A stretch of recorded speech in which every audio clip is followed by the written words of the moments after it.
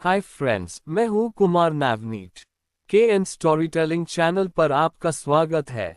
अभी तक आपने चैनल को सब्सक्राइब नहीं किया तो चैनल को सब्सक्राइब कर लीजिए। आज की कहानी का शीर्षक है आराध्या। फ्रांस वो देश जहां हर गली में प्रेम की कहानियां लिखी हुई लगती हैं। पेरिस की सीन नदी के किनारे रोशनी, एफिल टावर की चमक, प्रोवेंस के लवेंडर के खेत, नीस के नीले समुद्र और लोअर वैली के महल। यहाँ की हवा में वाइन की खुशबू, बेकरी से निकलती क्रोइसॉन्ट की महक और बारिश की बूंदों में रोमांस घुला रहता है। इसी देश की सड़कों, कैफे और नदियों के किनारे शुरू होती है आराध्या और ल्यूक की प्रेम कहानी। आराध्या वर्मा 27 साल की एक भारतीय आर्ट क्यूरेटर और पेंटर थी। दिल्ली में रहती थी, जहां उसकी जिंदगी गैलरी, कैनवास और रंगों के बीच बीतती थी। उसका पहला बड़ा इंटरनेशनल एग्जीबिशन पेरिस में होने वाला था। अक्टूबर 2025 का महीना था। फ्रांस में शरद ऋतु की शुरुआत। आराध्या शार्ल द गॉल एयरपोर्ट पर उतरी। बाहर निकलते ही ठंडी हवा और बारिश की हल्की फुहार ने उसे छुआ। उसने अपना कोट ऊपर खींचा और टैक्सी से मॉनमार्त्रे की ओर निकल पड़ी। उसका छोटा सा अपार्टमेंट सैक्रे कूर बेसिलिका के पास था। पहला दिन था, एग्जीबिशन से पहले फ्री। आराध्या ने सोचा कि पेरिस आकर सीन नदी पर वॉक नहीं करना तो अपराध होगा। वह मॉनमार्त्रे की सनकरी गलियों से गुजरती हुई नदी की ओर पहुंची। बारिश हो रही थी, लेकिन हल्की। वह पॉन्ट देस आर्ट्स ब्रिज पर खड़ी थी, जहां प्रेमी जोड़े ताले लगाते हैं। आराध्या बारिश में भीगते हुए नदी की तरफ देख रही थी कि अचानक किसी ने अपना छाता उसके ऊपर कर दिया। आराध्या ने मुड़कर देखा। सामने एक लड़का खड़ा था, लंबा कद, हल्के भूरे बाल, गहरी नीली आंखें और एक ऐसी मुस्कान जो बारिश की ठंडक को भुला दे। उसने काला कोट और स्कार्फ पहना था। बारिश में भीगना अच्छा लगता है, लेकिन सर्दी लग जाएगी, उसने फ्रेंच में कहा, फिर अंग्रेजी में, तुम ठीक हो। आराध्या ने मुस्कुराकर जवाब दिया, थैंक यू। मैं आराध्या हूँ, दिल्ली से आई हूँ। लड़के की आंखें चमक उठीं। I am Luke Martin, Paris में ही पैदा हुआ। मेरे दादा भारतीय मूल के थे, कलकत्ता से, इसलिए हिंदी थोड़ी बहुत समझ लेता हूँ। तुम यहाँ पहली बार? आराध्या ने हाँ में सिर हिलाया। ल्यूक एक आर्ट गैलरी का क्यूरेटर था, छोटी लेकिन प्रसिद्ध गैलरी मॉनमार्त्रे में चलाता था। उसने आराध्या से कहा, कल मेरे साथ मॉनमार्त्रे घूमोगी? यहाँ के आर्टिस्ट्स की दुनिया बहुत खूबसूरत है। आराध्या ने हाँ कह दी। अगली सुबह ल्यूक आराध्या को लेने आया। वे पहले सैक्रे कूर बेसिलिका गए। ऊपर से पूरा पेरिस दिख रहा था, छतें, चिमनी और दूर एफिल टावर। फिर वे आर्टिस्ट स्क्वायर में पहुंचे। वहां कलाकार पेंटिंग बना रहे थे। ल्यूक ने आराध्या को एक पुरानी आर्टिस्ट की दुकान दिखाई। फिर वे मॉनमार्त्रे की सनकरी गलियों में घूमे। ल्यूक ने उसे क्रोइसॉन्ट और कैफे ऑलेट पिलाया। शाम को वे ल्यूवर म्यूजियम गए। मोनालिसा के सामने खड़े होकर ल्यूक ने कहा, उसकी मुस्कान तुम्हारी तरह रहस्यमयी है। आराध्या शर्मा गई। एग्जीबिशन के दिनों में ल्यूक रोज आराध्या के साथ रहता। एक दिन वे एफिल टावर पर गए। शाम को टावर चमक रहा था। ल्यूक ने आराध्या को टॉप पर ले जाकर कहा, पेरिस की सबसे ऊंची जगह पर पहली बार किसी को इतना खास महसूस हुआ। आराध्या ने उसकी आंखों में देखा।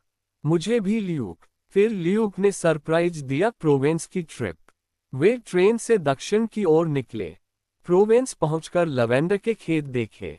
पूरा इलाका बैंगनी रंग से भरा था, हवा में लवेंडर की महक। आराध्या ने घंटों फोटो खींची और स्केच बनाए। ल्यूक ने उसे एक छोटे से गांव में ले जाकर स्थानीय वाइन दी।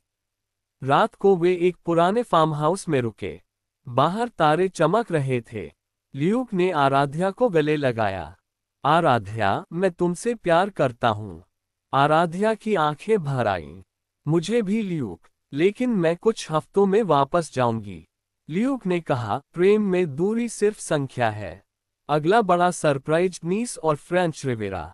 वे नीस पहुंचे। नीला समुद्र, सुनहरी रेत। वे बीच पर घूमे। ल्यूक ने आराध्या को फ्रेंच आइसक्रीम खिलाई। शाम को वे मोनाको गए, वहां कैसीनो और यॉट्स देखे।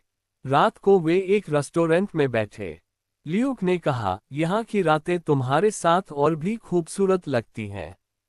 फिर वे लोअर वैली गए। चाटो डे चैम्बोर्ड, सबसे खूबसूरत महल। महल के बगीचे में घूमते हुए ल्यूक ने आराध्या को एक पुराने पेड़ के नीचे ले जाकर घुटनों पर बैठ गया। जेब से एक छोटी रिंग निकाली, फ्रेंच पर्ल और डायमंड की। आराध्या वर्मा, तुम मेरी जिंदगी में पेरिस की पहली बारिश की तरह आए हो, अचानक, ताज़ा और दिल को भिगो देने वाली।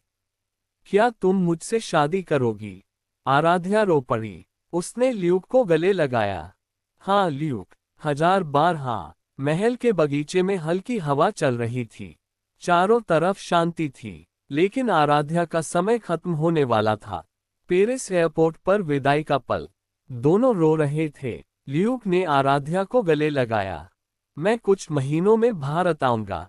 तुम्हारे परिवार से मिल लूंगा। हमारा प्यार सीन नदी जितना गहरा और एफिल टावर जितना मजबूत है। आराध्या दिल्ली लौट आए, लेकिन उसका दिल पेरिस में रह गया। रोज वीडियो कॉल होती, लंबी बातें। ल्यूक ने अपनी गैलरी का कुछ काम ऑनलाइन कर लिया और 4 महीने बाद दिल्ली आया। आराध्या ने उसे घर लाकर परिवार से मिलवाया। पहले मम्मी पापा थोड़े हिचकिचाए। बेटा फ्रांस में रहेगा, वहां की ठंड, वहां का खाना, संस्कृति अलग। ल्यूक ने शांत स्वर में कहा, अंकल आंटी, मैं आराध्या से बहुत प्यार करता हूं। मैंने हिंदी अच्छी तरह सीख ली है, भारतीय खाना खाना सीख लिया है। मैं आराध्या की खुशी के लिए कुछ भी कर सकता हूं। परिवार ने हामी भर दी। शादी दिल्ली में ट्रेडिशनल तरीके से हुई। आराध्या लाल लहंगे में, ल्यूक शेरवानी में। फिर हनीमून के लिए वे वापस फ्रांस गए। पेरिस से शुरू करके प्रोवेंस, नीस और लोअर वैली तक घूमे। हर जगह पुरानी यादें ताज़ा हुई। अब वे पेरिस में रहते हैं। आराध्या एक बड़ी गैलरी में क्यूरेटर है और अपना आर्ट स्टूडियो चलाती है। ल्यूक अपनी गैलरी को और बड़ा कर रहा है। उनका छोटा सा अपार्टमेंट मॉनमार्त्रे में है। शाम को वे सीन नदी के किनारे टहलते हैं। उनके 2 बच्चे हैं, बेटी ईशिता और बेटा एलियन। ईशिता को आराध्या हिंदी और भारतीय कला सिखाती है। एलियन को ल्यूक फ्रेंच कविताएं पढ़ाता है। हर साल वे भारत आते हैं। दिवाली पर पटाखे जलाते हैं, होली पर रंग खेलते हैं। और हर अक्टूबर में जब बारिश शुरू होती है, ल्यूक आराध्या को पॉन्ट देस आर्ट्स ब्रिज पर ले जाता है। वही जगह जहां पहली मुलाकात हुई थी। ल्यूक आराध्या का हाथ थामता है और कहता है, याद है वो पहला दिन? आराध्या मुस्कुराती है, जब तुमने अपना छाता मेरे ऊपर किया था। कैसे भूल सकती हूँ। वे एक दूसरे को गले लगाते हैं। फ्रांस की बारिश उनकी सिर पर गिरती है। पेरिस की रोशनी में उनका प्यार आज भी उतना ही ताज़ा, उतना ही गहरा और उतना ही अनंत है। ये कहानी बताती है कि सच्चा प्यार न दूरी जानता है, न भाषा, न मौसम। जब 2 दिल मिलते हैं तो दुनिया की सबसे रोमांटिक नगरी भी उनका घर बन जाती है। फ्रांस की ठंडी हवाओं और गर्म चाय की खुशबू में उनका प्यार हमेशा महकता रहेगा।